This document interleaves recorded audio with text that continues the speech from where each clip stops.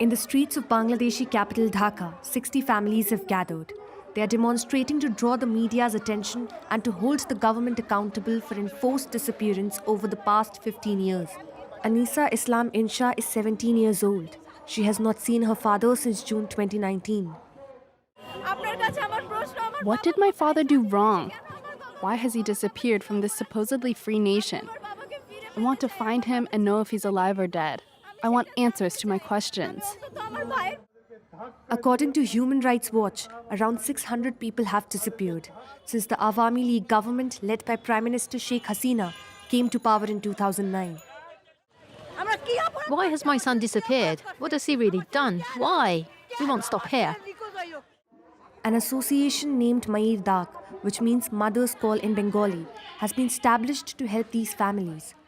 If we don't get public support, we must continue to fight. We have to find local and international support. Sanjida Islam Tuli is the head of the association. Her brother Shahidul disappeared in 2013 along with 7 other activists from the main opposition party, the Bangladesh National Party. He was abducted from this house. Now Tuli meets the families who are searching for their loved ones here. My brother and others, they were only the activists for the opposition party. It's not a crime. So nothing should happen such with them. We never think that they're not alive. We don't want to think that. We want each and every individual who are still in the secret detention cells, like Ayana Ghor, and who were secretly detained by law enforcement and state agencies, should immediately return back to the families. Many of the disappeared individuals have been released. Some have been brought before the court after months of undisclosed detention, and others are said to have been victims of extrajudicial executions. Jhumar Akhtar accuses the authorities of killing her brother. In 2011, he was kidnapped, and when we went to the police station, they didn't take our case. They told us they didn't know where he was or where he'd gone. I wasn't a part of any political group, but they arrested me anyway. My brother was killed because he belonged to the Bangladesh Nationalist Party.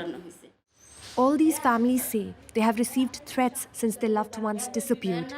Rights organizations accuse the Bangladeshi government of forcefully disappearing anyone raising their voice against Prime Minister Sheikh Hasina, who has ruled the country with an iron fist for 15 years. The Rapid Action Battalion, a counter-terrorism force created in 2004, is alleged to be behind these disappearances. 2 years ago, the US Treasury Department sanctioned 6 of its officers for their purported involvement in kidnappings and extrajudicial executions. In northern Dhaka, Haseenur Rahman, presently confined to his home, has agreed to testify. Here are all the awards I have received. After 30 years in the army, including 3 years as the head of a RAB unit, Haseenur Rahman shared messages on Facebook criticizing the government's policies, and then he disappeared in 2018. He says he was tortured during his detention in a state prison. After being beaten, I could no longer walk properly. I was taken to a cell, which was a small room, and I lay on the floor. During my detention, I was interrogated every day and asked the same series of questions. I asked them why they were beating me. They didn't have an answer. I was there for a very long time. Once I didn't have any food for 11 days.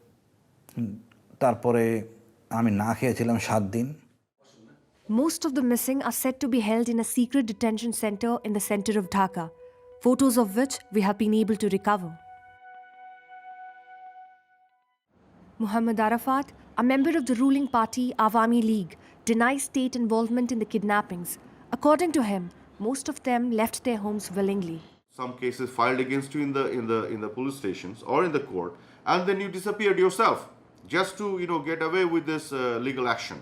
And then the police started saying, oh, he's disappeared. But government always wanted to say that we have no reason to get any of these people to disappear from the scene for our political benefit. Okay. These people do not create any trouble for us politically. Okay. So why the government would want to do it? What would be the motive?